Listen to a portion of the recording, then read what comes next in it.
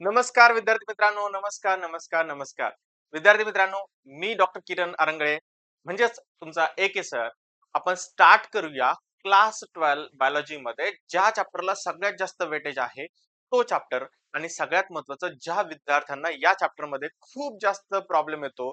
खूप सारे विद्यार्थी मला सांगतात, की सर कंट्रोल अँड कोऑर्डिनेशन जो चॅप्टर आहे, तर तो तुम्ही घ्या. आणि त्यामुळे आपण हा कंट्रोल अँड कोऑर्डिनेशन चॅप्टर आता सुरुवातीला घेत आहोत.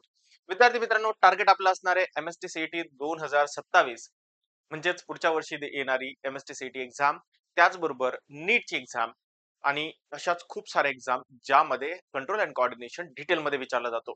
विद्यार्थी मित्रांनो, समजून घ्यायला खूप सिंपल असा चॅप्टर आहे. पण डायरेक्ट बुकच्या लाईन बाय लाईन डिस्कस करणार नाहीये, तर आपण इथे बनवलेले आहेत स्मार्ट अशा नोट्स आणि त्या स्मार्ट नोट्समध्ये तुमचं पूर्ण टेक्स्ट बुक कव्हर करण्याचा मी प्रयत्न केलेला आहे विद्यार्थी मित्रांनो.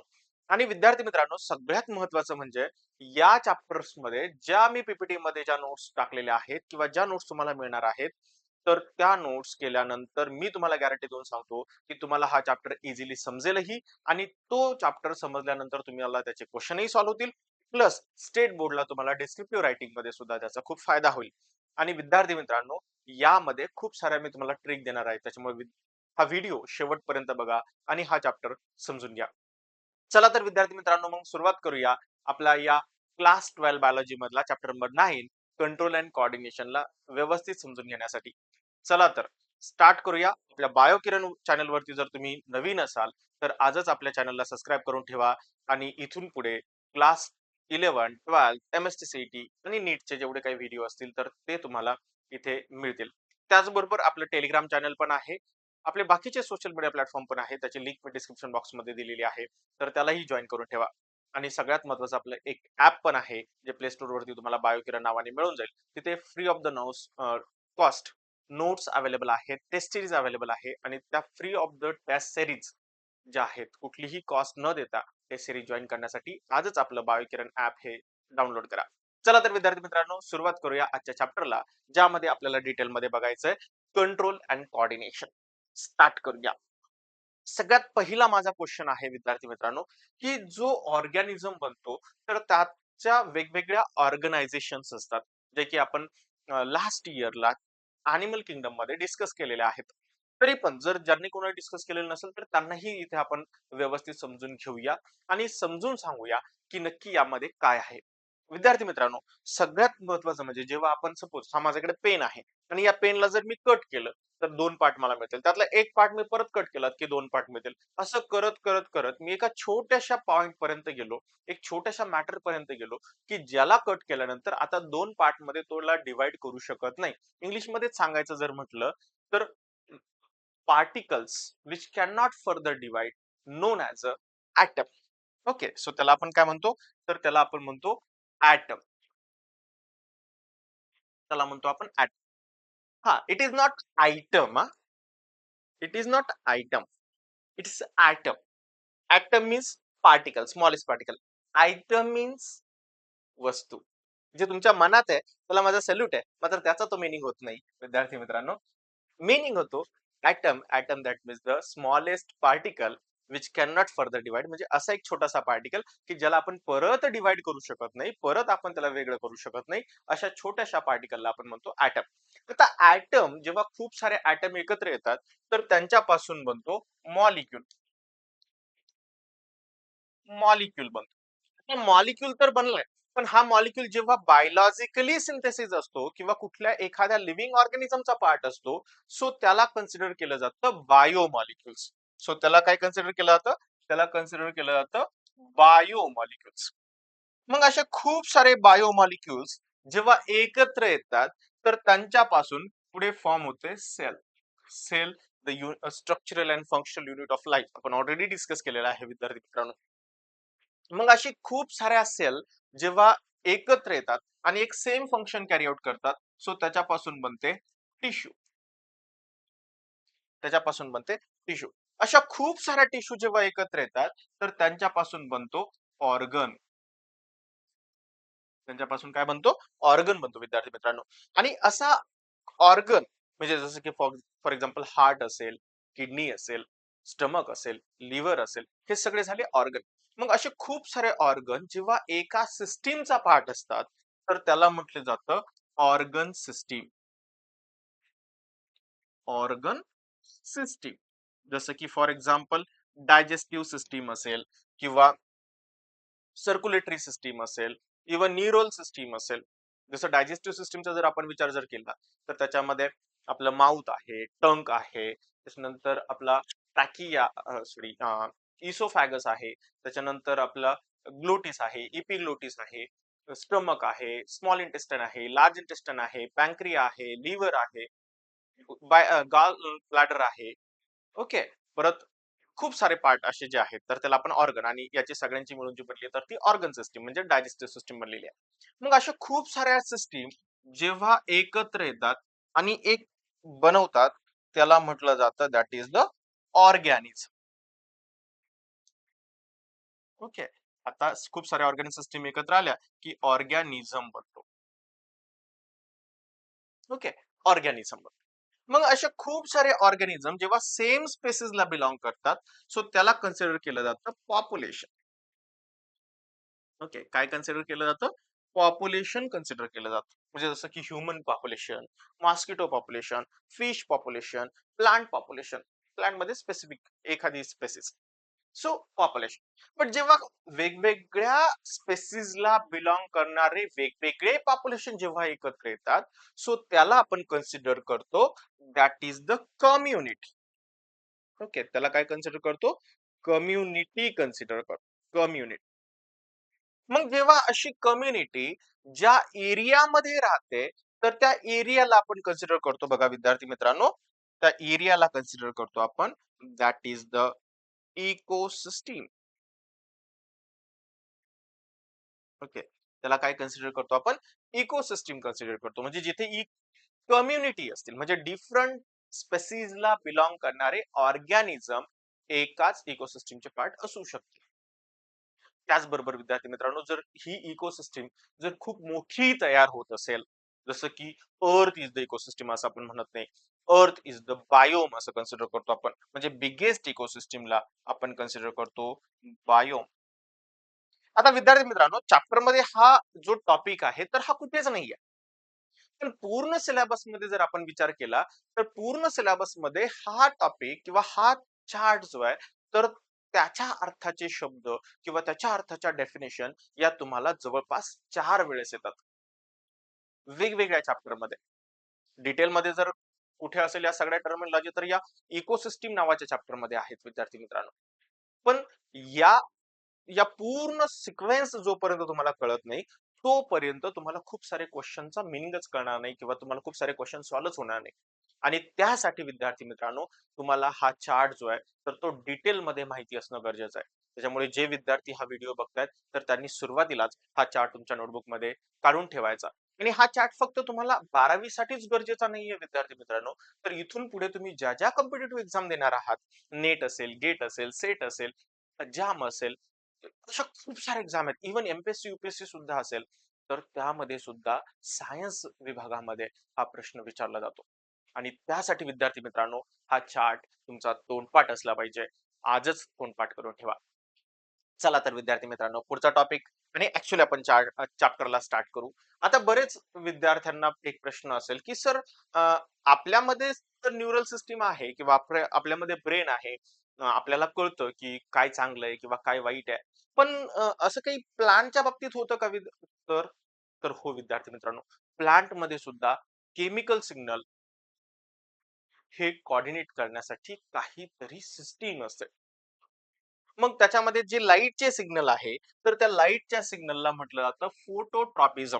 तुम्ही लहानपणी किंवा 6व्या किंवा 7व्या वर्गामध्ये तुम्ही शिकला असाल, की तुम्हाला सांगितलं असेल कोणीतरी शिक्षकांनी, की ही खिडकी आहे. या खिडकीच्या जवळ जर सपोज एक कुंडी ठेवली आणि या कुंडीमध्ये एक प्लांट ठेवलं, तर काही दिवसांनी या प्लांटचा जो काही शेप आहे, तर तो इकडे ग्रो होतो. ओके. का? कारण या खिडकीमधून येणारा जो सूर्यप्रकाश आहे, तर त्या प्रकाशाच्या डायरेक्शन मध्ये ते प्लांट जे आहे, तर ते ग्रो होतं. असं तुम्हाला सांगितलं असेल. मग या प्लांटला कसं कळालं, की इकडेच सूर्य आहे. मग हे इकडे का ग्रो नाही झालं? इकडच्या डायरेक्शननी का ग्रो नाही झालं? त्याचं रिझन आहे विद्यार्थी मित्रांनो, की प्लांटला सूर्यप्रकाश म्हणजेच सनलाईट प्रकाश संश्लेषण म्हणजेच फोटोसिंथेसिस करण्यासाठी गरजेचा असतो आणि फोटोसिंथेसिस करण्यासाठी जो लाईट लागतो तर तो लाईट सनरेज कडून येतो आणि त्या लाईटचा सेन्सिटिव्हिटी जी आहे तर ती प्लांट मध्ये असते त्यालाच आपण काय म्हणतो फोटोट्रॉपिझम म्हणतो. त्याचबरोबर प्लांट मध्ये केमिकलच्या बेसिस वरती सुद्धा सिग्नलिंग होतं आणि त्यालाच म्हटलं जातं किमोसिस म्हणजे केमिकल बेस ग्रॅडियंट किंवा केमिकल बेस सिग्नलिंग असं आपण याला कन्सिडर करू शकतो. त्याचबरोबर पुढे जर बघितलं तर अजून एक आहे थिग्मोटॅक्सिस. तर थिग्मोटॅक्सिस म्हणजे काय? थिग्मो म्हणजे टच, ऍक्सिस म्हणजे सिग्नलिंग म्हणजे टच बेस्ड सिग्नलिंग. जसं की फॉर एक्झाम्पल तुम्ही बसलेले आहात आणि एखाद्याने टचनी टोचली तुम्हाला तर तुमचा हात काही कळण्याच्या आत मागे येतो. मग हे यालाच काय म्हणतो आपण रिफ्लेक्शन. का? कारण कोणतरी टच केले तुम्हाला, कोणीतरी टोचलंय तुम्हाला, कोणीतरी गरम पाणी टाकले तुमच्या अंगावरती. हे जसं आपल्याला कळतं तसं प्लांटला सुद्धा कळतं. कारण एक प्लांट तुम्हाला माहिती आहे ज्याला आपण मराठीमध्ये लाजाळू म्हणतो पण त्याला इंग्लिश मध्ये म्हटलं जातं टच मी नॉट प्लांट. आता त्याचं सायंटिफिक नेम जर म्हटलं तर त्याचं सायंटिफिक नेम आहे मायमोसा पुडिका. आता हे मायमोसा पुडिकाचं जे प्लांट आहे तर त्याला जर तुम्ही टच केलं तर तुम्हाला कळेल की त्याचे पानं जे आहेत तर ते लगेच आकुंचन पावतात जे तर ते कॉन्टॅक्ट होतात. म्हणजे टच बेस सिग्नलिंग त्यांच्यामध्ये पण आहे. येस. तर प्लांट मध्ये कुठल्या टाईपचं सिग्नलिंग आहे? कुठल्या टाईपचे सिग्नलिंग मेकॅनिझम होतं? केमिकल सिग्नलिंग कुठलं होतं? तर पहिलं आहे फोटोट्रॉपिझम म्हणजे लाईट रिसीव्ह करतं त्याच्या रिलेटेड सिग्नलिंग होतं. दुसरं म्हणजे किमोटॅक्सिस म्हणजे केमिकल ग्रॅडियंट किंवा केमिकल सिग्नलिंगच्या बेसिस वरती सिग्नलिंग होतं आणि तिसरं आहे थिग्मोटॅक्सिस. थिग्मोटॅक्सिस म्हणजे टच बेस सिग्नलिंग प्लांट मध्ये आपल्याला बघायला मिळतं. हेच जर अॅनिमल मध्ये जर बघितलं आपण तर अॅनिमल मध्ये विद्यार्थी मित्रांनो दोन टाईपच्या सिस्टीम आहे. पहिली आहे नर्वस सिस्टीम. मग नर्वस सिस्टीम मध्ये खूप सारे टाईप आहे. सेंट्रल नर्वस सिस्टीम आहे, पेरिफेरल नर्वस सिस्टीम आहे, ऑटोनॉमिक नर्वस सिस्टीम आहे आणि दुसरी जी सिस्टीम आहे तर ती आहे एंडोक्राइन सिस्टीम. एंडोक्राइन आता दोन्ही पण सिस्टीम आपण डिटेल मध्ये बघू. नर्वस सिस्टीम काय तर ज्याच्यामध्ये जास्तीत जास्त इलेक्ट्रिकल सिग्नल ट्रान्सफर केले जातात, रॅपिड रिस्पॉन्स होतो, रॅपिड सिग्नलिंग होतं, फास्टली सिग्नलिंग होतं तर त्याला आपण म्हणतो न्यूरल सिस्टीम किंवा नर्वस सिस्टीम. दुसरी आहे एंडोक्राइन सिस्टीम. आता एंडोक्राइन सिस्टीम कसं ओळखायचं बघा. मी खूप सिंपल वे मध्ये तुम्हाला सांगतो बघा विद्यार्थी मित्रांनो. फॉर एक्झाम्पल इथे एक ब्लड वेसल आहे. ही एक ब्लड वेसल आहे. ओके, ही ब्लड वेसल आणि या ब्लड वेसलच्या या साईडला इथे खूप साऱ्या छोट्या छोट्या सेल्स आहे. सेलचा एक ग्रुप आहे आणि या सगळ्या सेलनी जर सेम सिग्नल रिलीज केला, सेम केमिकल रिलीज केलं तर या टाईपच्या सगळ्या सेलच्या ग्रुपला कन्सिडर केलं जातं ग्लॅन्ड. याला कन्सिडर केलं जातं ग्लॅन्ड. मग अशी ग्लॅन्ड जी आहे तर तिने सिग्नल जेव्हा रिलीज केला तर तो डम्प केला जातो ब्लड वेसल मध्ये. ब्लड मध्ये डिपॉझिट केला जातो तो सिग्नल आणि ब्लड थ्रू तो सिग्नल एका ठिकाणाहून दुसऱ्या ठिकाणी ट्रान्सपोर्ट केला जातो. ही आहे ब्लड वेसल आणि ब्लड थ्रू तो सिग्नल आला की या ठिकाणी त्या सिग्नलला रिसीव्ह करणाऱ्या खूप साऱ्या इथे सेल्स असतात, त्याचे रिसेप्टर असतात. मग जेव्हा एखाद्या ग्लँडनी रिलीज केलेला केमिकल सिग्नल ब्लड वेसल मध्ये टाकला जातो, ब्लड वेसल थ्रू तो दुसऱ्या ठिकाणी जातो आणि तिथे गेल्यानंतर तो जेव्हा रिसीव्ह होतो तर त्याला कन्सिडर केलं जातं एंडोक्राईन. एंडो म्हणजे आतमध्ये, क्राईन म्हणजे सिग्नलिंग मॉलिक्युल. सो जेव्हा केमिकल सिग्नल्स ब्लड मध्ये आता जे सिग्नल टाकलेत तर या सिग्नलला कन्सिडर केलं ग्लँड थ्रू केलं सो त्याला कन्सिडर केलं जातं हार्मोन. ओके, याला कन्सिडर केलं जातं हार्मोन आणि मग हे हार्मोन्स जे आहे तर ते स्लोअर असतात मात्र जास्त वेळासाठी रिस्पॉन्स जनरेट करू शकतात, सिग्नल देऊ शकतात. ओके, तर आय होप की तुम्हाला विद्यार्थी मित्रांनो हे एकदम क्लिअर झालं असेल की एंडोक्राइन सिस्टीम नक्की काय आहे. अशाच वेगवेगळ्या सिस्टीम पण असतात. जसं की फॉर एक्झाम्पल बघा, सपोज ही एक सेल आहे आणि या सेलनी काही सिग्नल रिलीज केला आणि रिसेप्टर पण याच सेलमध्ये आहे.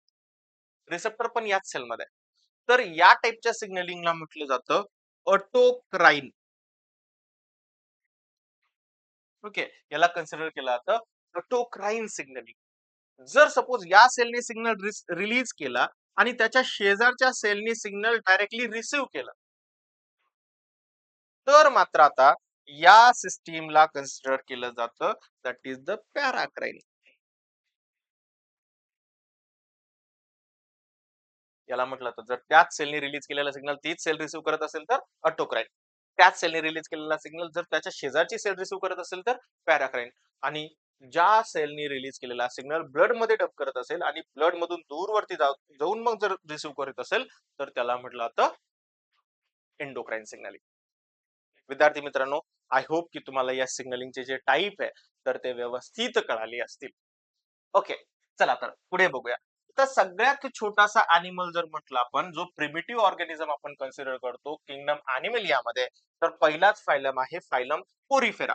आणि फायलम पोरीफेराचे जे मेंबर आहेत तर त्यांना आपण म्हणतो स्पॉन्जेस. आता स्पॉन्जेस जर आपण बघितलं तर स्पॉन्जेस हा एक मोस्ट प्रिमिटिव्ह अॅनिमल, ज्याच्यामध्ये प्रॉपर नर्वस सिस्टीम मात्र अब्सेंट आहे, पण त्याच्यामध्ये काही डिव्हिजन ऑफ लेबर म्हणजे स्पेशल साल आपल्याला बघायला मिळतात, ज्या की त्या सिग्नलिंगचं काम करतात किंवा नर्वस सिस्टीमचं काम करतात त्यांच्यामध्ये. मात्र इथे कंप्लीट अशी नर्वस सिस्टीम डेव्हलप झालेली नाहीये. पण इथे नर्व्ह नेटच्या फॉर्म मध्ये नर्वस सिस्टीम तयार झालेली आहे. हायड्रामध्ये जर बघितलं तर हायड्रामध्ये हायड्रा मेंबर जर बघितला त्याचा तर त्याच्यामध्ये सिंपल डिफ्यूज नर्वस सिस्टीम आहे. ओके, पोरिफेरामध्ये जर आहे प्रॉपर नर्वस सिस्टीम नाहीये, मात्र डिव्हिजन ऑफ लेबर त्याच्यामध्ये आहे, डिव्हिजन ऑफ लेबर सेल त्याच्यामध्ये आहे. हायड्रामध्ये जर विचार केला तर डिफ्यूज नेट नर्व्ह नेटच्या फॉर्म मध्ये. ऍटलीस्ट एवढं तरी लक्षात ठेवा की नर्व्ह नेटच्या फॉर्म मध्ये याच्यामध्ये नर्वस सिस्टीम आहे. प्लॅनेरिया जर बघितलं तर प्लॅनेरिया आपल्याला माहिती आहे, आपण 2 नंबरच्या चॅप्टर मध्ये सुद्धा प्लॅनेरिया डिस्कस केला होता. प्लॅनेरिया जो आहे तर त्याच्यामध्ये सगळ्यात जास्त रिजनरेशन कॅपॅसिटी असते. म्हणजे मी तर तुम्हाला हे पण सांगितलं होतं की सपोज एक प्लॅनेरिया जर आहे आणि त्याला जर तुम्ही 100 तुकडे जर केले तर काही दिवसांनी त्याच्यामध्ये तुम्हाला 100 प्लॅनेरिया बघायला मिळतील. मग असा हा प्लॅनेरिया, याच्यामध्ये मोर ऑर्गनाइज सेंट्रलाइज नर्वस सिस्टीम आहे. म्हणजे जी सगळ्यात पहिल्यांदा नर्वस सिस्टीम तयार झाली असावी तर ती प्लॅनेरिया मध्येच तयार झाली असावी, असं खूप साऱ्या सायंटिस्टचं मत आहे. मग सगळ्यात पहिली सेंट्रल नर्वस सिस्टीम जी कोणामध्ये तयार झाली तर ती आहे प्लॅनेरियामध्ये. त्याच्यानंतर हायर अॅनिमल मध्ये जर बघितलं तर हायर अॅनिमल मध्ये नर्वस सिस्टीम जी आहे तर ती वेल डेव्हलप आहे, हायली डेव्हलप आहे. त्याचबरोबर त्याच्यासोबत काम करण्यासाठी एंडोक्राइन सिस्टीम सुद्धा आहे. आणि ही दोघं मिळून म्हणजे नर्वस सिस्टीम आणि एंडोक्राइन सिस्टीम दोघं मिळून सोबत काम करतात. तर हे तुम्हाला कळायला पाहिजे. त्याचबरोबर जर मेन फंक्शन जर बघितलं आपण नर्वस सिस्टीमचं तर काय आहे, स्टिम्युलस डिटेक्शन. स्टिम्युलसचा मिनिंग होतो सिग्नल, लिगॅन्ड. ओके, म्हणजे सिग्नलचं डिटेक्शन करायचं, काहीतरी सिग्नल आलाय त्याचं समजून घ्यायचा, त्याच्यावरती कोऑर्डिनेशन करायचं, रिस्पॉन्स तयार करायचा आणि maintenance of homeostasis. Homeostasis maintain करायचं. होमिओस्टॅसिस म्हणजे काय, तर कुठल्याही तापमानामध्ये जेव्हा तो अॅनिमल असेल किंवा प्लांट असेल तर त्याच्या बॉडीच्या आतमध्ये असलेलं क्लायमॅटिक कंडिशन जी आहे तर ती मेंटेन करायची. तर हे तुम्हाला व्यवस्थित समजलं पाहिजे विद्यार्थी मित्रांनो. चला, याच्यामध्ये कोणाला काही डाऊट असेल तर कमेंट बॉक्स मध्ये टाका, मी तुम्हाला नक्की आन्सर करेन. पुढे पुढे बघूया. आता नर्वस सिस्टीम हायड्रा आणि प्लॅनेरियामध्ये. आता इथे बघा, इथे हायड्राचं ही फिगर दिलेली, मी तुमच्या बुक मधलीच फिगर घेतलेली आहे, मी वेगळी काही घेतलेली नाहीये. ही तुमचे हायड्रा आहे आणि हा जो आहे तर हा आहे प्लॅनेरिया. आता हायड्रा मध्ये जर बघितलं तर तुम्हाला खूप सारी नेट लाईक स्ट्रक्चर दिसेल, तर त्याला म्हटलं जातं नर्व नेट. त्याला काय कन्सिडर केलं जातं, नर्व नेट कन्सिडर केलं जातं. मात्र इथे जर बघितलं तर इथे 2 नर्व कॉर्ड आहेत. हा एक नर्व कॉर्ड आहे आणि हा एक नर्व कॉर्ड आहे. आणि याचे जे स्ट्रक्चर आहे तर ते लॅडर लाईक. लॅडर म्हणजे शिडी, जसं शिडीवर आपण चढतो की नाही, तर त्या पद्धतीने इथे तुम्हाला इथे स्ट्रक्चर दिसेल. मग त्याला म्हटलं तर लॅडर लाईक नर्व कॉर्ड. तर याच्यामध्ये इथे इन्व्हर्टेड यू शेपचा इथं स्ट्रक्चर आहे. हे इन्व्हर्टेड यू शेपचं जे स्ट्रक्चर आहे तर त्यालाच इथे ब्रेन कन्सिडर केलं जातं. आणि ब्रेनच्या शेजारीच इथे आय स्पॉट सुद्धा आहेत. आणि या ज्या लॅडर लाईक ज्या लाईनिंग आहेत मध्ये दिसणाऱ्या, तर याला म्हटलं जातं ट्रान्सवर्स नर्व. त्याला म्हटलं जातं transverse nerve. So ladder type of nervous system flatworm म्हणजेच प्लॅनेरियामध्ये आहे. आणि तेच जर आपण हायड्रामध्ये बघितलं तर तिथे आपल्याला नर्व्ह नेट बघायला मिळतात. चला, आपण डिटेल मध्ये बघूया. जर फायलम बघितलं आपण तर हायड्रा जो आहे तर तो निडारियाचा मेंबर आहे आणि प्लॅनेरिया जो आहे तर तो प्लॅटिहेल्मिंथेसचा मेंबर आहे. टाईप जर बघितलं तर डिफ्यूज नर्वस सिस्टीम जी आहे हायड्रामध्ये प्रेझेंट असते. सेंट्रलाइज नर्वस सिस्टीम म्हणजेच सेंट्रल नर्वस सिस्टीम जी आहे तर ती प्लॅनेरियामध्ये प्रेझेंट असते. जर पोझिशन जर बघितलं तर throughout the body nervous system जी आहे तर ती हायड्रामध्ये आहे. मात्र प्लॅनेरियामध्ये व्हेंट्रल साइडला नर्व्ह कॉर्ड इथे प्रेझेंट असतो. मेन स्ट्रक्चर जर बघितलं तर इथे नर्व्ह नेट आहे आणि इथे सेरेब्रल किंवा cephalic ganglia plus ventral nerve cord असं स्ट्रक्चर जनरली आपल्याला प्लॅनेरियामध्ये बघायला मिळतं. त्याचबरोबर नर्व्ह सेल जर बघितलं आपण तर स्कॅटर्ड झालेली आहे पूर्ण बॉडीमध्ये थ्रू आउट दी बॉडी. मात्र प्लॅनेरियामध्ये जर आपण बघितलं तर सेंट्रलाइज इन अँटेरियर रिजन, फक्त अँटेरियर रिजन मध्येच कॉन्सन्ट्रेट झालेली आहे. तर हे आहे. त्याच्यानंतर नर्व्ह मध्ये जर बघितलं आपण नर्व्ह जर कशा आहेत तर हायड्रामध्ये काही अशा डिस्टिंक्ट अशा सेन्सरी नर्व्ह नाहीये, मोटार नर्व्ह नाहीये, म्हणजे असं सेपरेशन नाहीये. मात्र तेच जर आपण प्लॅनेरियामध्ये जर बघितलं तर व्हेंट्रल नर्व्ह कॉर्ड इथे प्रेझेंट आहे. त्याचबरोबर पेरिफेरल प्लेक्सस इथे प्रेझेंट आहे. ओके, म्हणजे जे काही सेंट्रल नर्व्ह कॉर्ड आहे व्हेंट्रल साइडला असलेला, तर त्याच्यापासून निघालेल्या ज्या काही नर्व्ह आहेत तर त्याला म्हटलं तर पेरिफेरल प्लेक्सस. आणि त्या पेरिफेरल प्लेक्सस थ्रू सुद्धा जसं की ह्युमन बॉडीमध्ये जर बघितलं तर पेरिफेरल नर्वस सिस्टीम असते. पुढे गेल्यानंतर मी तुम्हाला डिटेलमध्ये सांगेल. मात्र या प्लॅनेरियामध्ये इथे व्हेंट्रल नर्व्ह कॉर्ड बरोबरच पेरिफेरल प्लेक्सस असतात. इम्पल्सेस म्हणजे सिग्नलिंग मॉलिक्युलचा जर विचार जर केला तर नो पोलॅरिटी किंवा direction can travel in any direction. म्हणजे हायड्रामध्ये जर आपण बघितलं तर कुठल्याही टाईपची पोलॅरिटी किंवा डायरेक्शन अशी फिक्स नाहीये. कुठल्याही साइडने सिग्नल आला तर तो कुठल्याही डायरेक्शननी मूव्ह करू शकतो, कारण इथे नर्व्ह नेटच्या फॉर्म मध्ये नर्वस सिस्टीम आहे. ती जर आपण प्लॅनेरियामध्ये जर बघितलं तर मोर ऑर्गनाइज आणि डायरेक्शनल इम्पल्सेस साठी म्हणजे सिग्नलिंग मॉलिक्युल साठी एक फिक्स अशी डायरेक्शन आहे. आणि त्याच्यामुळे ही जी आहे तर ती मोर ऑर्गनाइज नर्वस सिस्टीम आपल्याला वाटत असते. सेन्सरी ऑर्गन जर बघितलं तर हायड्रामध्ये जे आहे तर ते अब्सेंट आहे. मात्र सेन्सरी ऑर्गन जर याच्यामध्ये जर बघितलं तर आईज किंवा फोटो सेन्सरी स्ट्रक्चर यांच्यामध्ये प्रेझेंट आहे. आता फोटो सेन्सरी म्हणजे काय, तर लाईटची सेन्स करणारी ॲबिलिटी असलेलं असं स्ट्रक्चर आपल्याला या हायड्रामध्ये बघायला मिळतं. सॉरी, प्लॅनेरियामध्ये बघायला मिळतं. हायड्रामध्ये असं काही स्ट्रक्चर नाहीये. त्याच्यानंतर स्पेशल फीचर जर बघितलं आपण तर टू नर्व्ह नेट जनरली हायड्रामध्ये असतात near the epidermis and gastrodermis. Epidermis कडे एक आणि गॅस्ट्रोडर्मिस कडे एक, अशा दोन नर्व्ह नेट आपल्याला बघायला मिळतात. मात्र तेच जर आपण प्लॅनेरियामध्ये बघितलं तर लॅडर लाईक नर्वस सिस्टीम आपल्याला बघायला मिळते. इव्होल्युशनरी लेवल जर आपण बघितली तर मोस्ट प्रिमिटिव्ह ट्रू टाईपची नर्वस सिस्टीम हायड्रामध्ये आहे. आणि त्याच पद्धतीने most primitive central nervous system ही प्लॅनेरियामध्ये बघायला मिळते. तर विद्यार्थी मित्रांनो, हा होता दोन्ही मधला डिफरन्स. हायड्रा आणि प्लॅनेरिया यांच्यामध्ये नक्की काय होतं, तर हे जे आहेत तर हे चेंजेस किंवा हे डिफरन्सेस आपल्याला बघायला मिळतील. याच्यामध्ये तुम्हाला काही डाऊट असेल तर कमेंट बॉक्समध्ये नक्की टाका. मी तुम्हाला नक्की रिप्लाय करेल. चला विद्यार्थी मित्रांनो, पुढचा टाईप आपण बघूया. जनरली निरोगी असेल कुठल्याही सिस्टीम मध्ये जेव्हा काही काम करणारे जे काही असतात तर त्या छोट्या छोट्या सेल्स असतात. इथे सुद्धा खूप साऱ्या सेल्स ज्या आहेत तर त्याला आपण न्यूरोग्लियल सेल म्हटलं जातं. आणि या न्यूरोग्लियल सेल ज्या आहेत तर त्या आपल्याला डिटेलमध्ये इथे डिस्कस करायच्या आहेत. तर काय आहे न्यूरोग्लियल सेल, तर न्यूरोग्लियल सेल जे आहे तर त्याच्यामध्ये सगळ्यात पहिल्यांदा सेंट्रल नर्वस सिस्टीमचा पार्ट ज्याला म्हटलं होतं ऑलिगोडेंड्रोसाइट्स. ऑलिगोडेंड्रोसाइट्स ज्या आहेत तर त्या जर आपण जर बघितलं तर ज्या काय करतात तर form myelin sheath around central nervous सिस्टीमचा एक्झॉन, जो एक्झॉन आहे तर त्या एक्झॉन कडे मायलिन शीथ तयार करण्याचं काम हे तयार करत असतात. त्याचबरोबर रॅपिड इम्पल्सेस ट्रान्समिशन मध्ये सुद्धा या ऑलिगोडेंड्रोसाइटचं काम आहे. आणि ऑलिगोडेंड्रोसाइट जर बघितलं तर बघा इथे स्ट्रक्चर तुम्हाला ऑलिगोडेंड्रोसाइटचा दिलेला आहे. ऑलिगोडेंड्रोसाइट जे आहे तर हा जो पार्ट आहे तर हा एक्झॉनचा पार्ट आहे. इथे सायटॉनचा पार्ट आहे, हा सिनॅप्सचा पार्ट आहे, जो आपण पुढे डिटेलमध्ये डिस्कस करू. आणि त्यालाही कनेक्टेड इथे ज्या सेल्स असतात तर त्याला म्हटलं जातं ऑलिगोडेंड्रोसाइट्स. ओके, त्याच्यानंतर पुढे सेंट्रल नर्वस सिस्टमचा आणखी एक पार्ट आहे, that is the microglia. Microglia जे आहेत तर त्या जे एक प्रकारच्या मॅक्रोफाजेसेस आहेत. आता मॅक्रोफाजेस काय, मॅक्रोफाजेस म्हणजे मॅक्रो म्हणजे मोठ्या, फाजेस म्हणजे खाणाऱ्या. सो अशा सेल ज्या मोठ्या आहेत पण त्या काहीतरी खातात. काहीतरी मग काय खातात, तर रिमूव्ह डेड न्यूरॉन, म्हणजे डेड न्यूरॉनला ते खातात, डेब्रिजला खातात. आणि इम्युन रिस्पॉन्स जो आहे तर तो मेडिएट करतात. इम्युन रिस्पॉन्स जे आहे तर त्याला हेल्प करतात. कुठल्या टाइपच्या सेल्स आहेत? तर बघा इथे मायक्रोग्लिया सेल्सची एक फिगर आपल्या बुकमध्ये दिलेली आहे. या बुकमधल्याच फिगर मी इथे टाकलेल्या आहेत. वेगळ्या काही टाकलेल्या नाहीये. पुढे जर बघितलं तर सेंट्रल नर्व्हस सिस्टमचाच आणखीन एक पार्ट आहे. That is the astrocytes. त्याच्या नावातच आहे ॲस्ट्रो.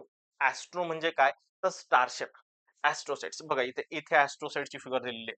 म्हणजे स्टार शेप तुम्हाला बघायला मिळतात. आता ही ॲस्ट्रोसाइट्स काय करते? बघा त्याच्या नावातच आहे स्टार शेप.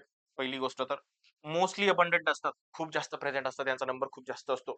या काय काम करतात? ह्या मेंटेन करतात ब्लड ब्रेन बॅरियर. आपल्या ब्रेनच्या सराउंडिंगला एक बॅरियर असतं. ज्याला म्हटलं जातं ब्लड ब्रेन बॅरियर. आता या ब्लड ब्रेन बॅरियरचं काम काय असतं? तर ब्लड ब्रेन बॅरियरचं काम हे असतं, की ब्लड जे आहे तर ते ब्रेन पर्यंत पोहोचू द्यायचं नाही. मात्र बाकीचे सगळे न्यूट्रिएंट जे आहे, गॅसेस जे आहे, तर ते ब्रेन पर्यंत पोहोचू द्यायचे. मग ब्रेनमध्ये तर ब्लड नसतं. मग काय असतं? तर ब्रेनच्या सराउंडिंगला असतं एक स्पेशल टाइपचं फ्लुइड ज्याला म्हटलं जातं सेरिब्रोस्पायनल फ्लुइड. मग हे सेरिब्रोस्पायनल फ्लुइड जे आहे, तर ते ब्रेनला मॉइस्ट ठेवण्याचं काम करतं. त्याचबरोबर गॅसेस एक्सचेंज करण्याचं काम करतं, न्यूट्रिएंट एक्सचेंज करण्याचं काम करतं. आणि म्हणून एक बॅरियर मेंटेन करावं लागतं. त्याला म्हटलं जातं ब्लड ब्रेन बॅरियर. त्याच्यानंतर पुढे जर विचार जर केला आपण, तर हे काय करतं, तर रेग्युलेट न्यूरल एन्व्हायर्नमेंट. जे न्यूरल एन्व्हायर्नमेंट जे आहे, तर त्याला रेग्युलेट करण्याचं काम जे आहे, तर ते हे करत असतं. त्याच्यानंतर पुढे जर बघितलं आपण, सेंट्रल नर्व्हस सिस्टमची जी ॲस्ट्रोसाइट आहे, तर ती मी तुम्हाला दाखवलेली आहे. त्याच्यानंतर पुढे आहे सेंट्रल नर्व्हस सिस्टमचीच आणखीन एक cell, that is the ependymal cell. आता इपिंडायमल सेल काय काम करतं? तर इपिंडायमल सेल जे आहे, तर ते ब्रेन व्हेंट्रिकल्सच्या लाइनिंग बनवतं आणि सेंट्रल कॅनल बनवतं. आणि हे आणखीन एक काम करतं. हे खूप महत्वाचं काम आहे याचं. It produces its production of cerebrospinal fluid and circulation of cerebrospinal fluid. म्हणजे सेरिब्रोस्पायनल फ्लुइडला बनवतच नाही नुसतं, तर सेरिब्रोस्पायनल फ्लुइडला हे सर्क्युलेट करून पण ठेवतं. तर ही इपिंडायमल सेल जी आहे, तर तिची फिगर जी आहे, तर ती इथे दाखवलेली आहे बघा. इपिंडायमल सेल जी आहे, तर त्या खूप सिंपल आहे. कॉलमनार सेल आहे आणि त्याच्यावरती फ्लॅजेला लाइक एक आउटग्रोथ आपल्याला इथे बघायला मिळते. सिलिया लाइक आउटग्रोथ बघायला मिळते. त्याच्यानंतर पेरिफेरल नर्व्हस सिस्टमचा पार्ट जे आहे तर तो आहे स्वान सेल. आता या स्वान सेल ज्या आहेत तर त्या पेरिफेरल एक्सॉनच्या वरती मायलिन शीथ तयार करण्याचं काम करतात. मायलिन शीथ जे आहे तर त्या पेरिफेरल नर्व्हस सिस्टम वरती या स्वान सेल बघा इथे स्वान सेल आहेत. तर या स्वान सेल ज्या आहेत तर त्या बनवण्याचं काम या करत असतात. त्याचबरोबर पुढे जर बघितलं तर पेरिफेरल नर्व्हस सिस्टमचा आणखीन एक पार्ट आहे that is the satellite cell. Satellite cell काय करतात तर न्यूरॉन्स जे असतात पेरिफेरल नर्व्हस सिस्टम मध्ये तर त्यांना सपोर्ट करण्याचं काम करतात. एकच सेल राहिलं तिथे बघा सॅटेलाइट सेल या दिसतात आणि या सॅटेलाइट सेल ज्या आहेत तर त्या इथे हेल्प करत असतात. तर विद्यार्थी मित्रांनो हा चार्ट तुमच्यासाठी सीईटीच्या दृष्टीने खूप महत्वाचा आहे. फक्त सीईटीच्या दृष्टीने नाही विद्यार्थी मित्रांनो, तर स्टेट बोर्डला सुद्धा आता याच्यावरती क्वेश्चन विचारायला लागलेले आहेत. कारण स्टेट बोर्डचा पॅटर्न थोडासा चेंज झालेला आहे. अगोदर तुम्हाला मेजर टॉपिक वरती क्वेश्चन विचारले जायचे. मात्र आता मेजर टॉपिक सोडून जे जे फोकस न होणारे टॉपिक आहेत किंवा जे बऱ्याच टीचरच्या नोट्समध्ये आपल्याला जे टॉपिक दिसत नाही, तर अशा टॉपिक वरतीच जास्त क्वेश्चन विचारले जातात आणि त्यामुळे विद्यार्थी मित्रांनो, हे व्यवस्थित तुम्हाला समजून घ्यावं लागेल, की जे टॉपिक आपल्याला मायनर टॉपिक म्हणून आपण कन्सिडर करतो, तेच टॉपिक स्टेट बोर्डला विचारले जातात. आणि त्यासाठी आपल्याला डिटेलमध्ये स्टडी करणं गरजेचं आहे. म्हणून विद्यार्थी मित्रांनो, आपण जी सीरीज चालू केलेली आहे, या चॅप्टरचा पुढचा भाग तुम्हाला लवकरच मिळेल आणि त्या पुढच्या भागामध्ये मी तुम्हाला सांगेल की पुढचे आपले काही जे काही ह्युमन नर्व्हस सिस्टम असेल किंवा बाकीचा जो पार्ट आहे तर तो आपण नेक्स्ट लेक्चरला डिस्कस करू. त्याच्यामुळे भेटूया विद्यार्थी मित्रांनो पुढच्या पार्ट सोबत. तोपर्यंत bye bye. Happy learning. Take care.